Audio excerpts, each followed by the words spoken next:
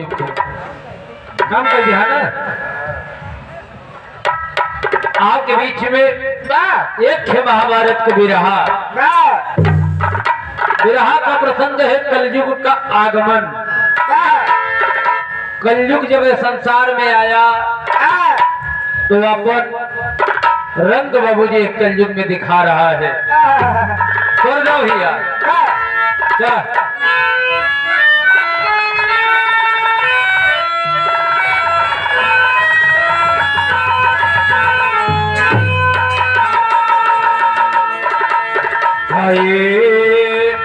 मोरे राम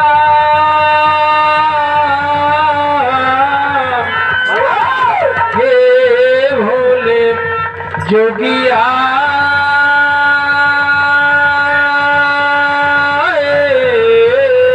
हो राम।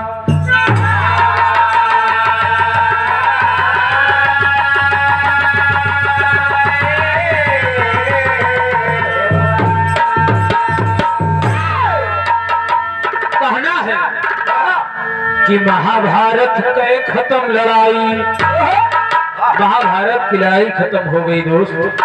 तो महाभारत के खत्म लड़ाई और द्वापर युग के भाई जवाई अवाई भय कल युग के सुनिएगा श्रीमान।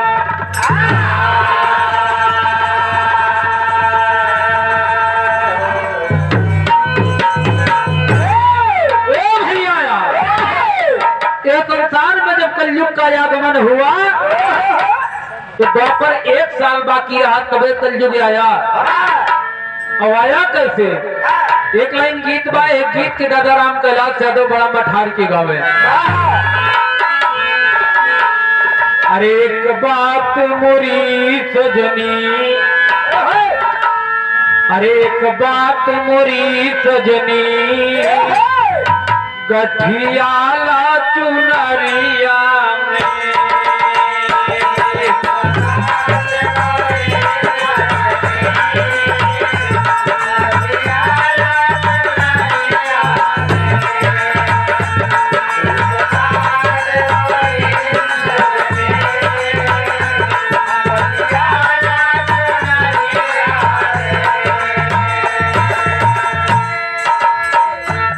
एक बात मोरी सजनी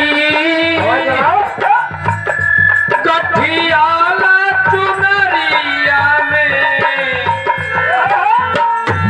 बिना मोल बिकी जइबू, बिना पैसा के बिकी जइबू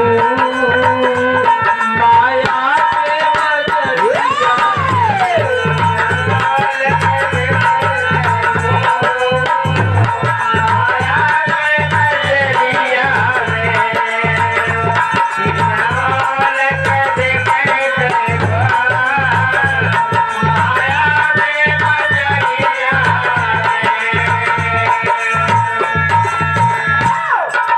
बिना पैसा के बिकी जइबू माया के बजरिया में।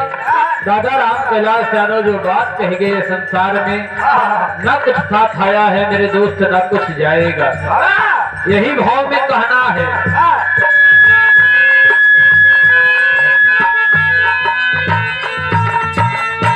महाभारत कोई खत्म भई लड़ाई अब आगे कोई सुनिए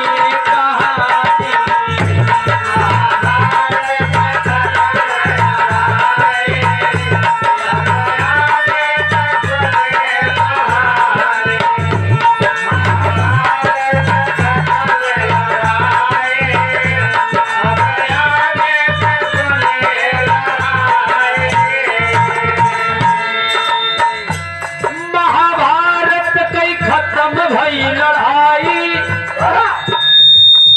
अब आगे कई सुनिए कहानी। द्वापर युग कई भाई है जवाई अब कलयुग कई भैया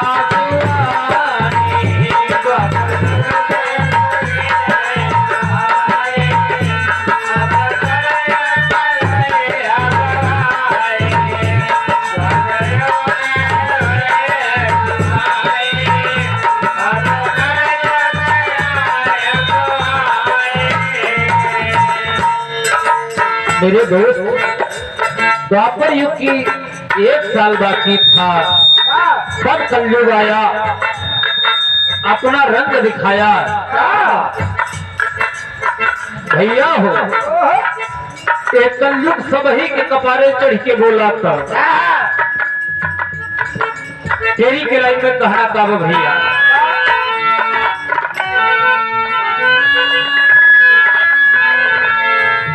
अरे राम समाज के बदली गए बतिया,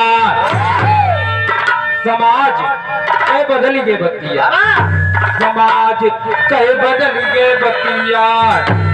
अरे चला है कल युग करने मृत लोक में राज, समाज के बदली गए बतिया।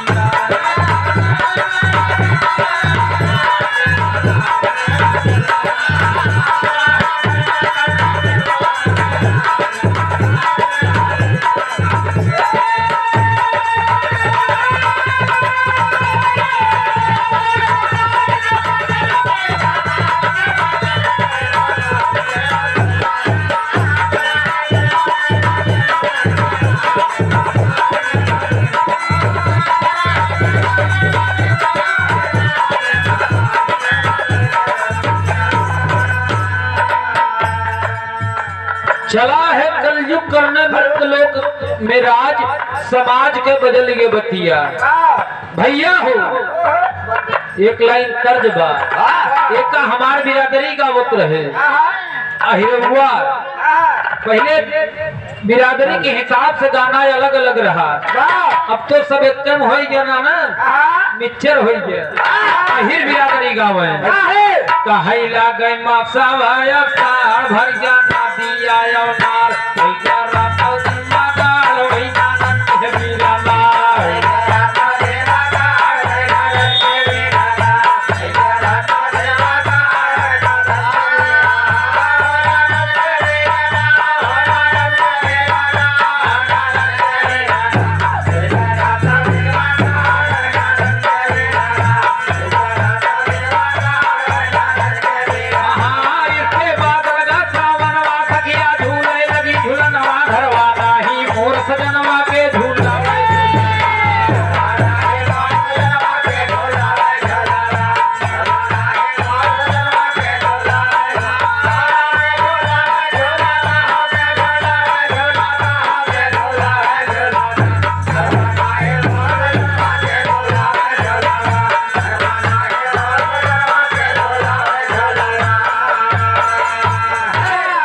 यही भाव में कहना है, कलयुग किया है तैयारी बाना घोड़ा का व्यापारी।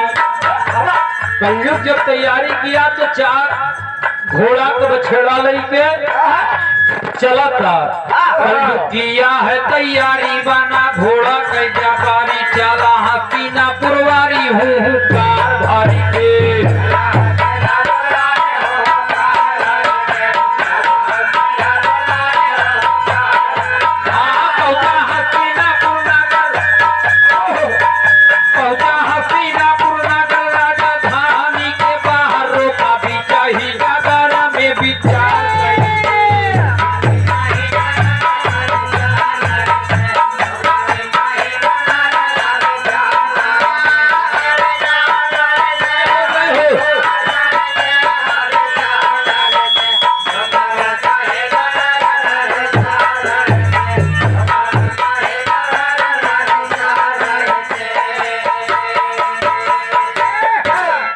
रोका बिचही डगर में विचार कई थे, कहना आगे का बात आपन किया है प्रचार, घोड़ा ले ले कोई हमार। आपन प्रचार कर रहा है, आपन किया है प्रचार, घोड़ा ले ले कोई हमार। सत सुन सरकार मन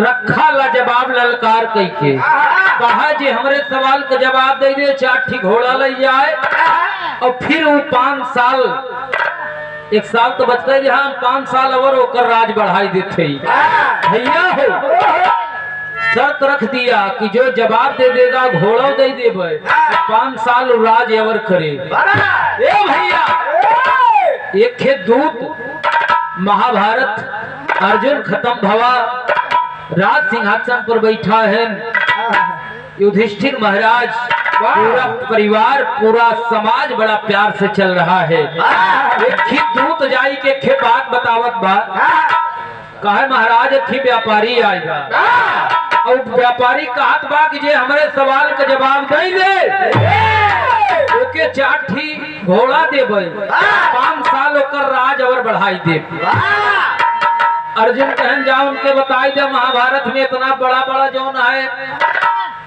वीर बलवान मारे जा रहे अब 4 बछेड़ा लाई के यहाँ का करबे है कहना बा एक लाइन गीत बा भैया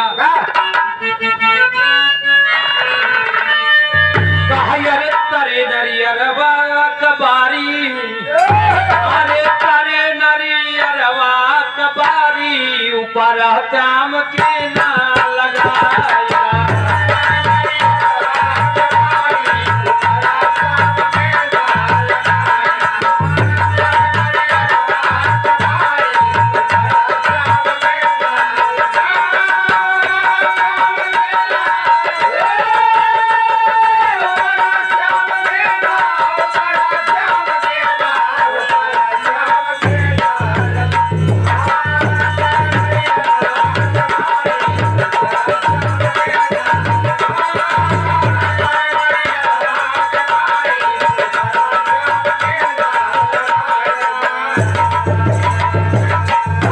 तरे नरियरवा कबारी ऊपर श्याम गेंदा हर जिला में मेहरारू बदल के गावत थी हमरे दाढ़ी भैया के मलकिन कबो कबो गाई देती अरे तबई हम गंगा नहाबई तबई हम गंगा नहाबई घोड़ैया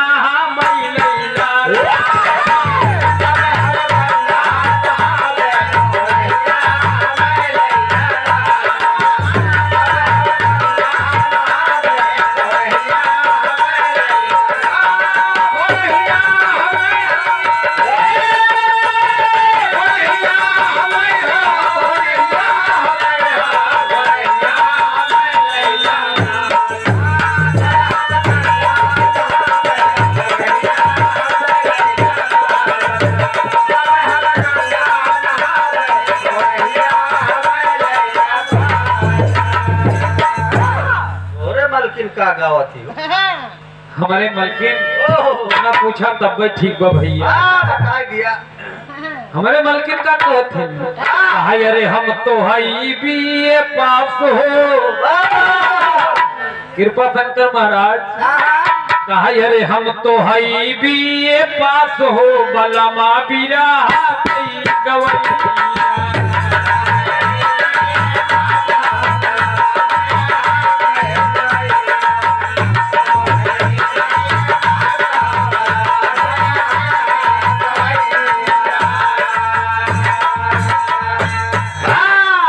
बलम भाई सिंह चरवैया हिरन दुआरे 2-4 भाई थी ना रहा वो कोनो हिर नाई ओ भैया यही भाव में दूत जाई के दरबार में बतावत कहे अरे पांडव के लगा दरबार कहे पांडव के लगा दरबार विचार सभा मनवा में कही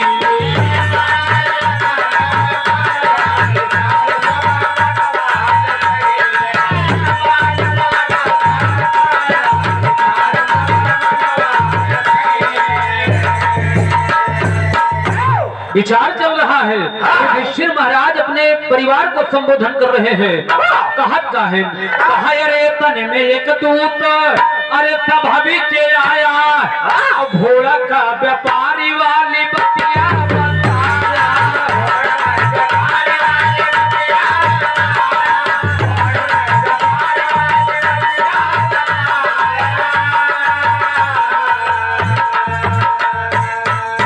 कहाई अर्जुन जी भैले तैयार, कहाई अर्जुन जी भैले तैयार, विचार सब मान गई।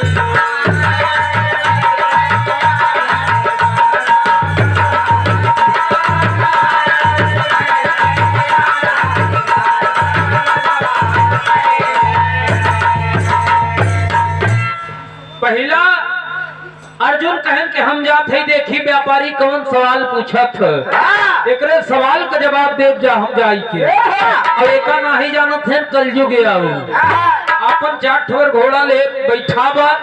अर्जुन महाराज पहुंच गए, तंबू लगाए, तंबू लगाई करके खड़ा है। अर्जुन महाराज पहुंचे, कहन कि भैया के हया, कहन हम भैया थी घोड़ा के व्यापारी है। कहन का करे आया, कहन हमारे जे सवाल का जवाब दे दे ओके घोड़ा फ्री में दे देबे, जे सवाल का जवाब ना दे ओके जवानी कटघरा बा हिम बंद कर देबे। भैया हो अर्जुन कहने छोटवार मोटवार सवाल का बात ना कर, बड़वार का बात कर। तोरे सवाल का जवाब दुनिया में तो न दे तो हम देबे। एक लाइन गीत बा भैया हो, कहाँ का बा? हरे राम झकोरा मारे झूलनी, हैदर उस्ताद का बड़ी प्यारी गीत है। हरे राम झकोरा मारे झूलनी, ओ है तारी लहरा रे झकोर मारे झूलनी।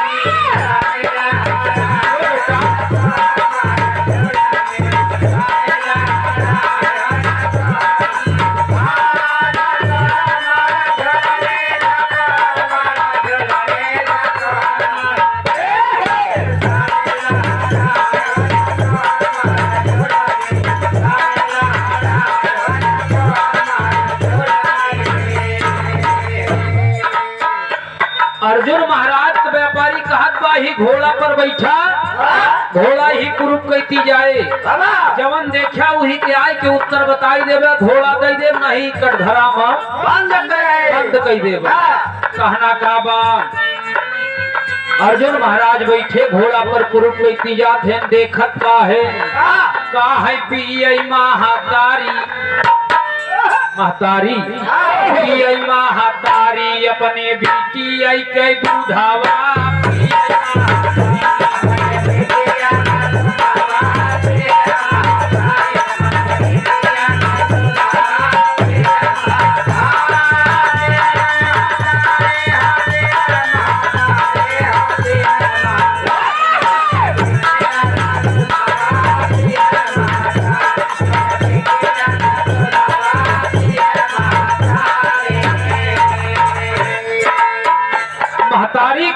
बिटिया का दूध पियती है, बिटिया अपने महतारी के दूधावा पियवली।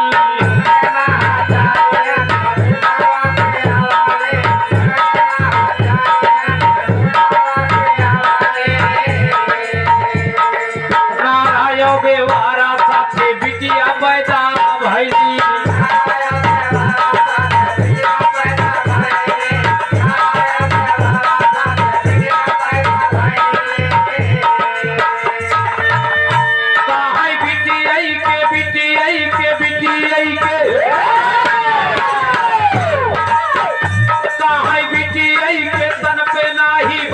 कच्चा सुतावा पियई महतारी करे।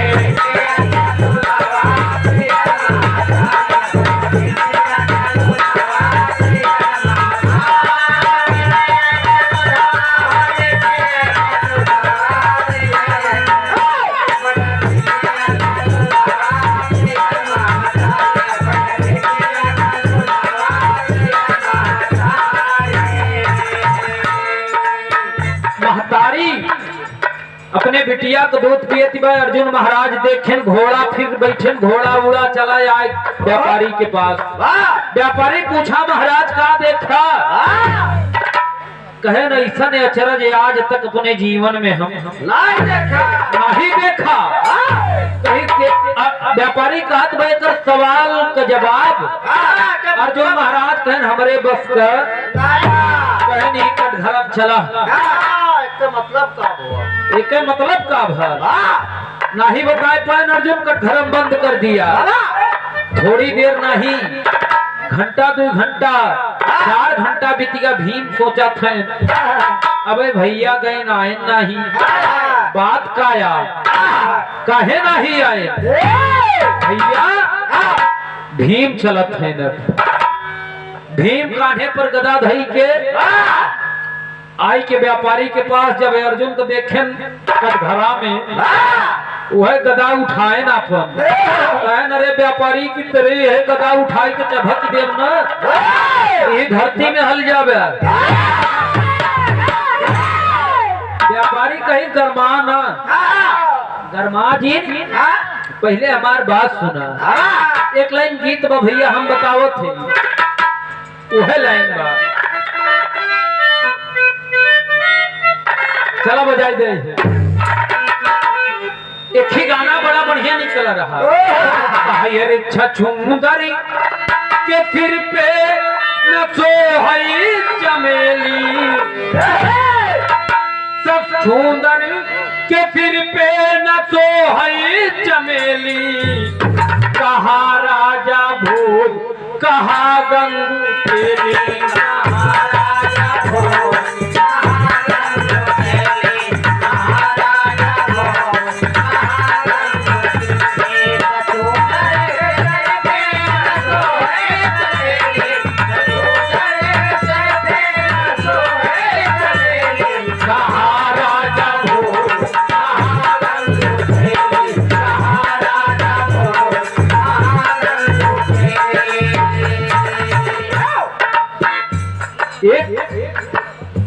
भीम के बैठावा था कहीं पे पूर्व कर तो पच्छू चला जा। पच्छू कहती जा जवन देखा वह बताई ले नहीं तो जवन दशा तोहरे भैया कर वही सजा तोहार। भीम कहन अच्छा ठीक बा बैठन घोड़ा पर बैठन घोड़ा पूर्व कहती तो भीम देखत का है कहना का बा यही भाव में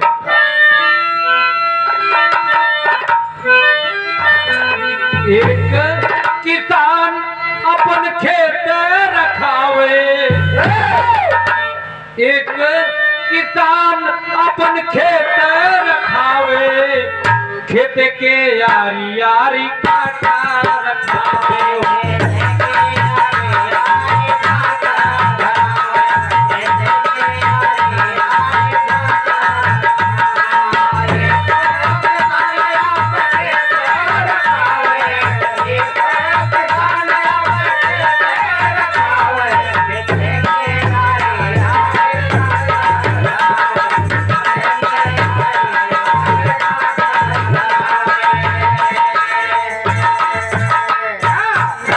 एक किसान अपन खेत रखावत ओकरे आरी आरी झांखर रखे बा लेकिन झांखरवे जवन है महाराज झांखरवे टमटरवन के जाके दौड़ दौड़ छेदत है।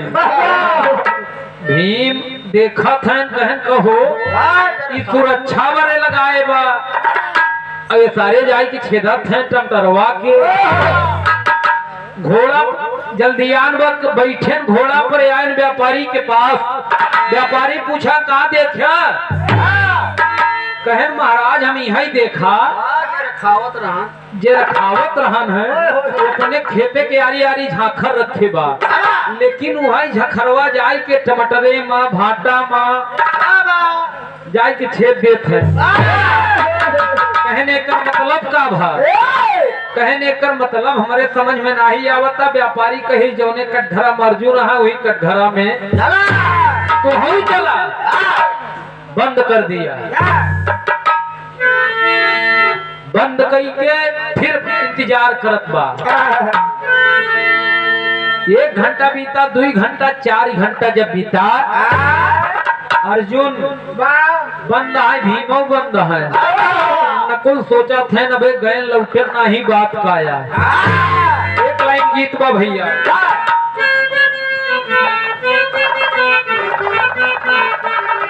अच्छा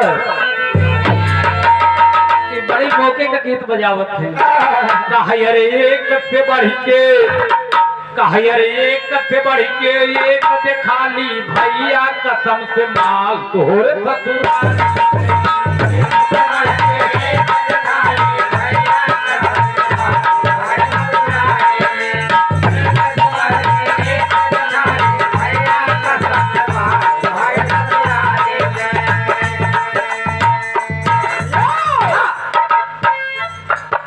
एक से बढ़ के एक दिखाली भैया कसम से माल तो हो रे ससुराल में देखा भोजपुरी गाना पहले गाना सब पर्दा में रहा और आजकल ये पड़ता है टोई टोई दे कैसे महाराज वही बताओ तो रहा ना खोद खोद ढोढ़ी के देवारा कुआं कैले बा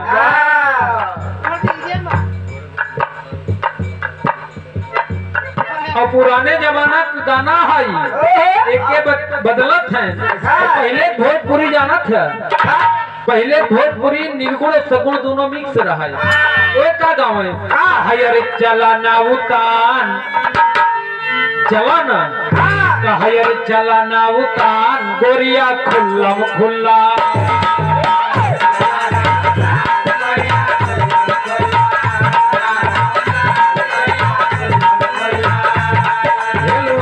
भी परेशान करावे सुबह शाम जलपान खियावे रसगुल्ला चला ना उतान गोरिया खुल्ला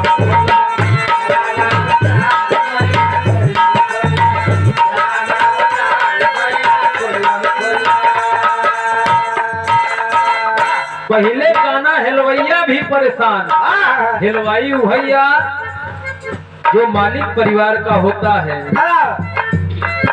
हिलवैया भी परेशान करावे सुबह शाम जलपान खियावे ला रसगुल्ला अनाज पैदा करता है बाप बेटा अगर उसी के अपने पैर पर बाप के सामने अगर बेटा खड़ा हो जाता है तब जान ला बाप या बेटा कर जीवन दोनों को धन्य हो जाता नहीं यहाँ पर बाबू मजूरी करत है और बाप एकदम तनियाए बेटा एकदम तनियाए घूमता भैया हो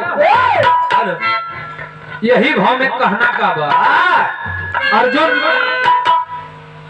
नकुल महाराज पहुंचे व्यापारी के पास देखे कहन कैसे दू जने के बंद करे है भैया हो जवन गति कई है गति हमारा वो तोहरा एक जने पूर्व कहती गए एक जने पच्छू कहती गए अब तू चला जा उत्तर जवन देखा वही सवाल का जवाब दे दे इनका दोनों जने छोड़ दे घोड़ा दे दे और आराम से चला जाया कहना का बात नकुल महाराज बैठ के जब उत्तर जाते हैं तो देखत का है कहा अरे आसमान में कच्चा सूत में लटकत रहा पहाड़ समझ ना आया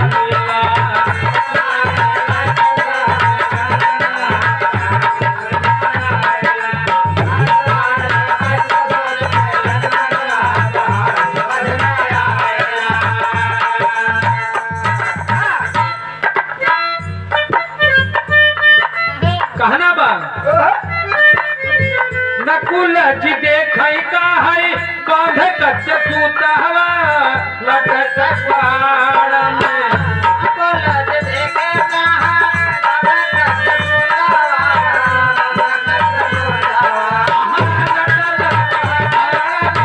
बाटे माच पूतावा हो बाटे माच पूतावा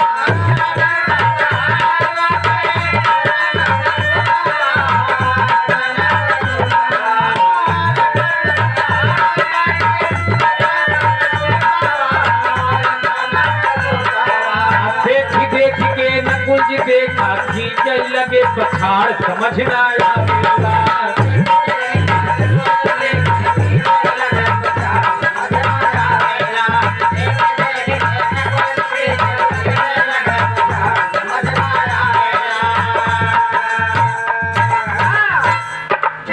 नकुल महाराज देखा था कि एक कच्चा सूत में बहुत बड़ा पहाड़ लटकत बा और पहाड़ इतना बड़ा बा इतना बरियार बात जो है सूते पे लटका कैसे। घोड़ा जल्दियान बा। नकुल बैठे उड़ा व्यापारी के पास घोड़ा आया। नकुल से पूछा महाराज का देखा।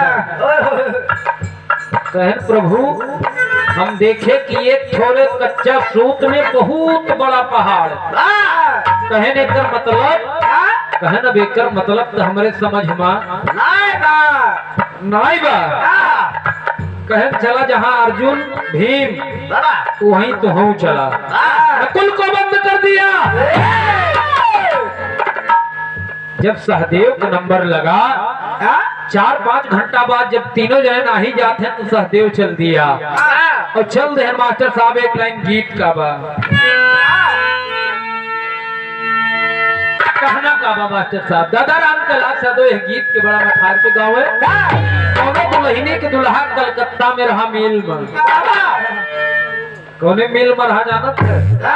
कपड़ा वाली दुल्हनिया। यह ठंडी का महीना मास्टर साहब एकदम ठंडाहक में रात में दुल्हनिया एकदम अपने मन में सोचा था। एक बात कहता क्या कहे रे राम पिया परदेसिया राजा परदेसिया ओ हैलावटी के नहीं आए पिया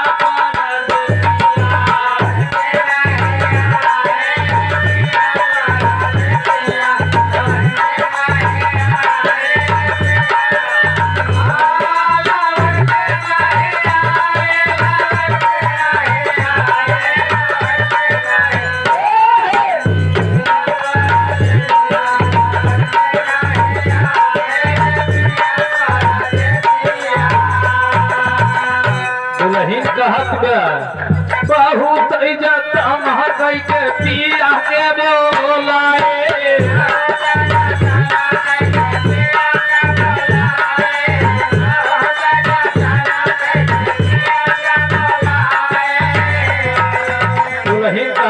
बहुत जतन कई के राजा के बुलाए। पिया परदेसिया डगारी नहीं भूलाए।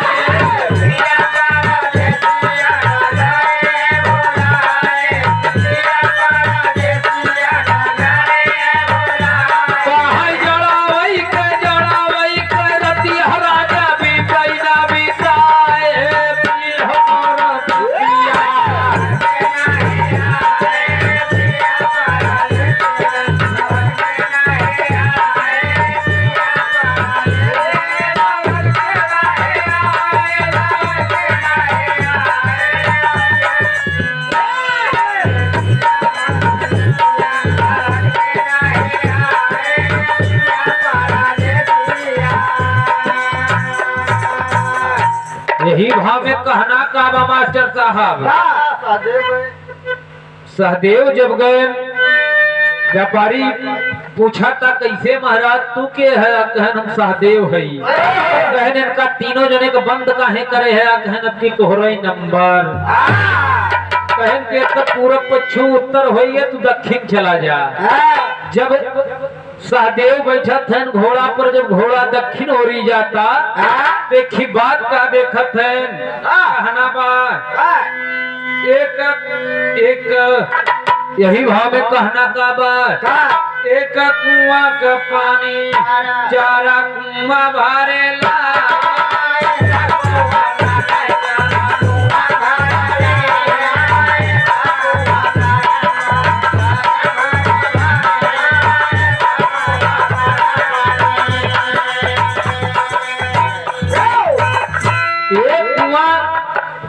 चार कुआं के भरता और चार कुआं मिल के ठोरे को नहीं भर पावत। काहे चारा कुआं मिल के ठोरे के नहीं भर।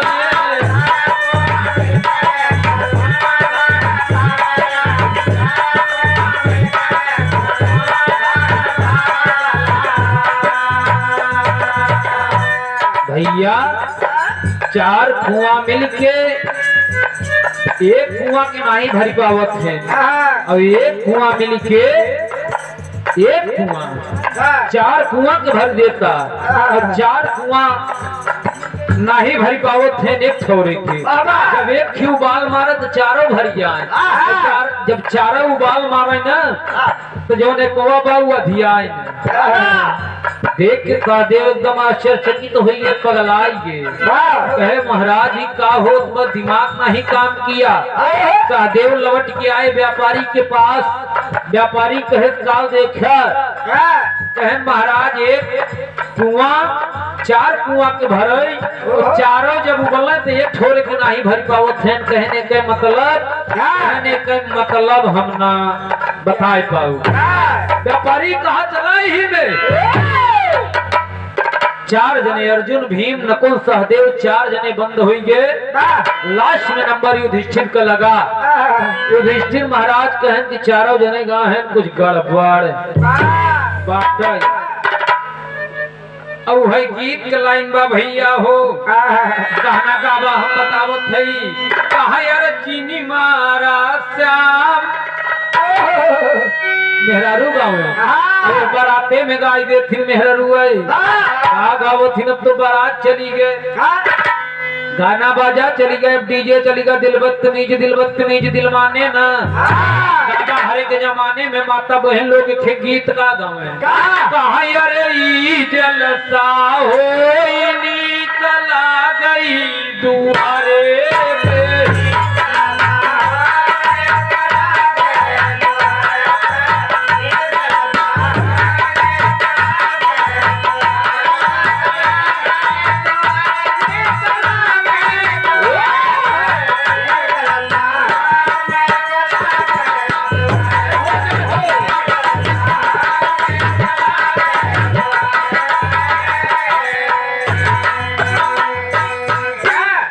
जलसा हो नीक लागे दुआरे पे पहला नंबर के कर लागत। कहा यार समझी के आना अरे गजब नीक लागई। कहा यार ई हथिया झूमत की आवई दुआरे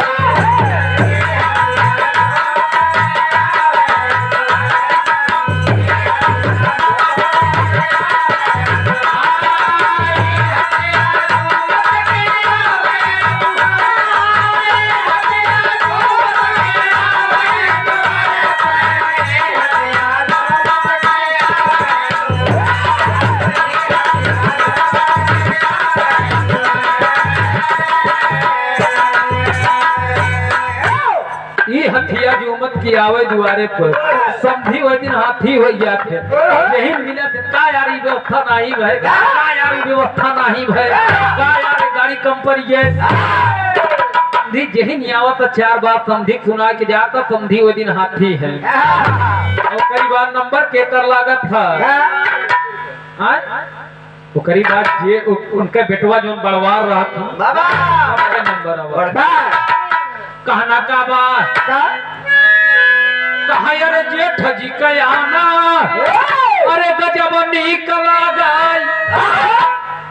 जेठ मनहु बेचारे वही दिन घोड़ा हो गया। कहा यार ई घोड़ावा झूमत की आवई दुआरे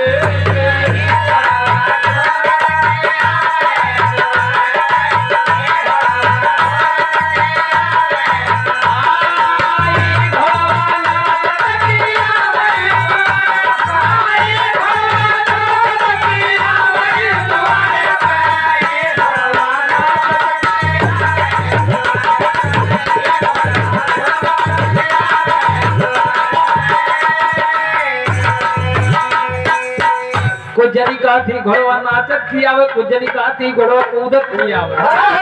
भैया हो वो दिन बड़काऊ जान लिया। अरे दुल्हा बड़कना भाई है यार लावा एक ठे एक मांग पानी कुछ लौबे गोल गोल रोटी तू कहबे जही आवत। अरे लावा यार एक तिथि नहीं करबे क्यों तो नहीं मांगत लेकिन दुल्हा के बड़कने भाई से जरूर मांगत। में घोड़ा भरा था जहाँ दौड़ाए दे वहीं दौड़ जाती। माता बहन के गाना में बड़ा प्यार रहा। वो बियाहे हुआ है में इनकर गाना बड़ा बेजोड़ गाँव है। अब जब शुरुआत कई थी गाना कर तिनकर गाना खत्म ही नहीं होता। पूरा जैसे रेल का डिब्बा जुड़ा रहा। जैसे मालगाड़ी देखत है दादा राम कैलाश का है मालगाड़ी के आना है मेहरारू कर जैसे डिब्बा पर डिब्बा जेता रहा वैसे इनके गाना पर गाना जेता रहा। कौनो कभी ना है इनका इनकर एकाध कभी आई नहीं है जो 50-60 साल बाद बची है। और बियाहे हुआ है बड़ा मठार की दावत है। काठी जानत है कहा कोई लरुआ जू मोरा पहिला बिया ने माता पाऊ चाया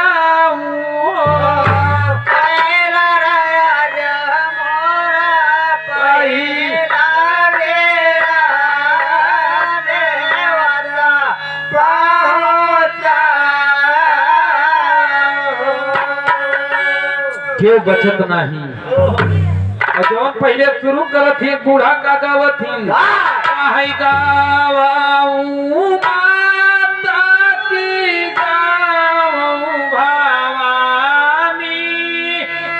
ले शीतल मैया जी कैना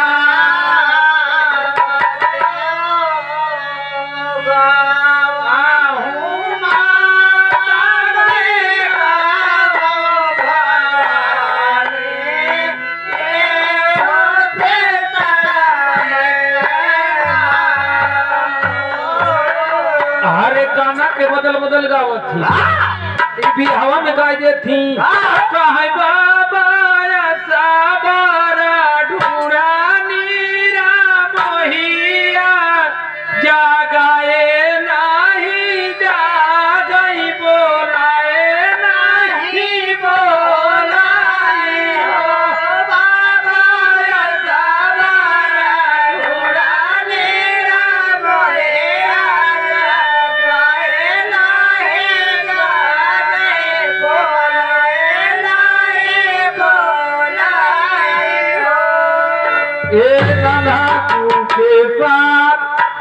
जनी कही देती देहदी पदी रात है ना कही देती मेहरारू गाना बड़ा प्यार का गाना रहा लेकिन आज कारी है जो कुआं उआ करत है ये सब एक डीजे में बजाई है बड़ा मीठ गाँव है। हर जगह का अलग अलग गाना रहा। हर जगह का अलग लाव पर छत की दूसरा लोहवा वाला गावत है फिर सुबह मास्टर साहब तिलक पहलुआ चढ़ाई तब गाँव है। कहाँ से पोथी आई कहाँ से पोथी आई कहाँ से पोथी उताराई फलाने राम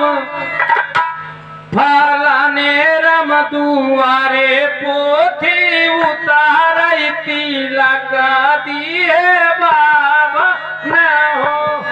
भैया गाना बड़ा बेजोड़ बा लेकिन सादेव महाराज जब देखा था का युधिष्ठिर जात था तो सोचत नहीं का सोचत है यार सोचे कवन कारण युधिष्ठिर महाराज सोचत हैं सोचे युधिष्ठिर रही है कवन बा करना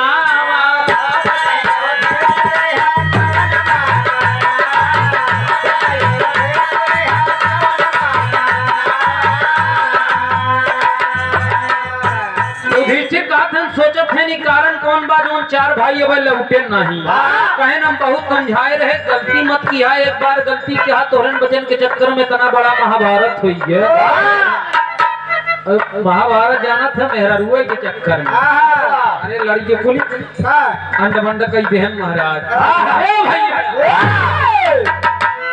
दादा राम का लात थे बात और का कहाँ जाना था बतावे नहीं भोला जी है अपना बनवे लोढ़ा अपना पूजे लोढ़ा बतावे नहीं भोला जी है लड़ाई होई गे तकरार कहा अरे यार जुनियो भीम कहा कही के पठाए नकुल सहदेव जी का बहुत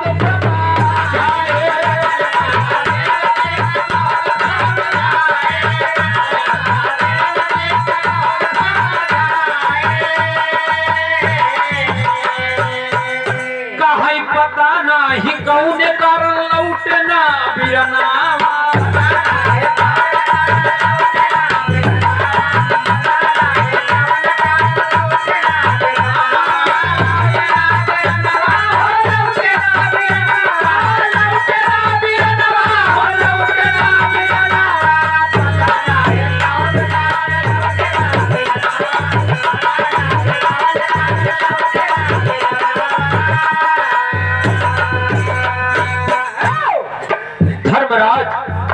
युधिष्ठिर महाराज कहें हम लौटत नहीं है हम खुद ही चलब देखब का बात है पहाड़ के लाइन में कहना है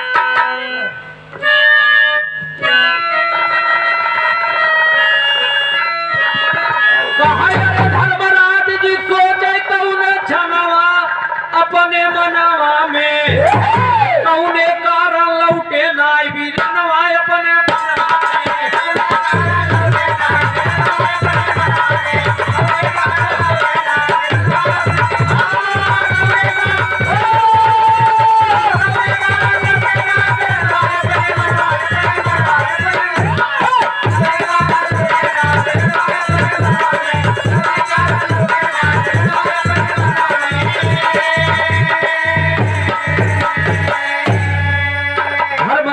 सोचे तो उन्हें छनवा अपने मनवा में लौटे ना ही कौने कारण बिरनवा अपने मनवा में भैया कहना का बात तीन लोक से में अर्जुन जैसन कोई नहीं धनुधारी और भीम के जैसे यह दुनिया में कोई नहीं बलकारी कहता है अर्जुन से ज्यादा बढ़िया धनुष कोई नहीं चलता भीम से बढ़िया बलवान क्यों नहीं बा कहा यार नकुल और सहदेव दोनों बलवानवा अपने मनवा में महाभारत में हार गए दुश्मनवा बीच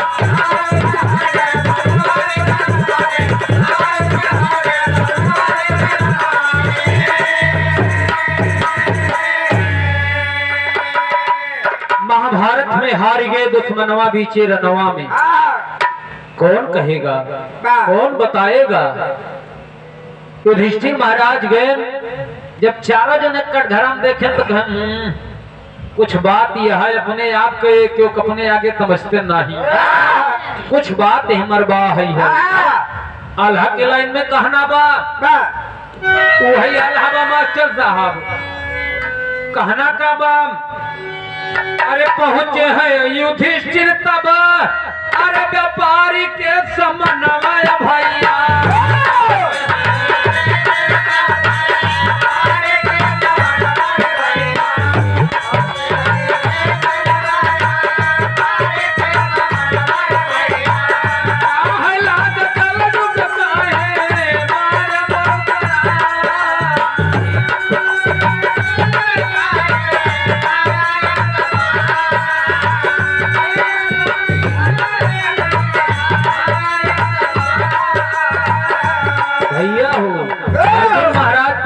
करता है पहुंचे है अर्जुन तब पहुंचे युधिष्ठिर तब व्यापारी के समन्वय भैया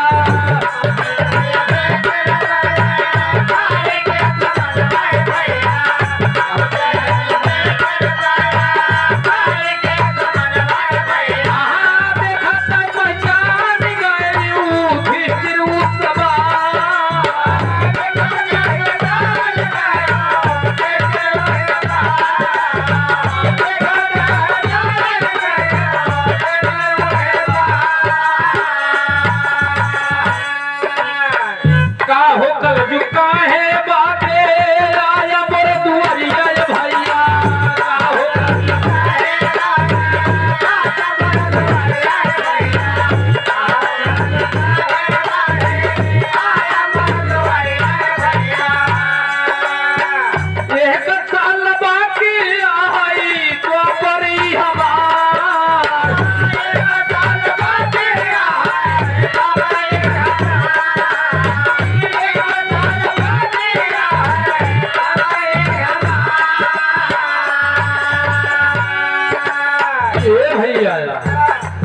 युधिष्ठिर महाराज कलयुग से कहते हैं का कलयुग महाराज अब वही ने हमारे खिया पर आई गया। अब हमार द्वापर 1 साल बाकी बा। कलयुग कुछ नहीं बोलता।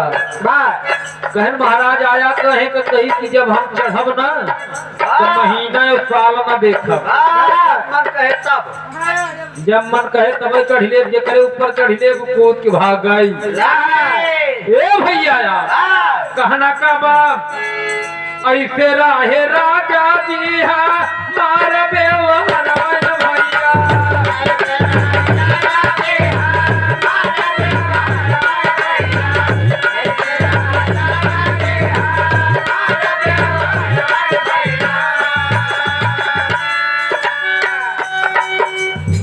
कहाँ ये युधिष्ठिर छोड़ा भैयन के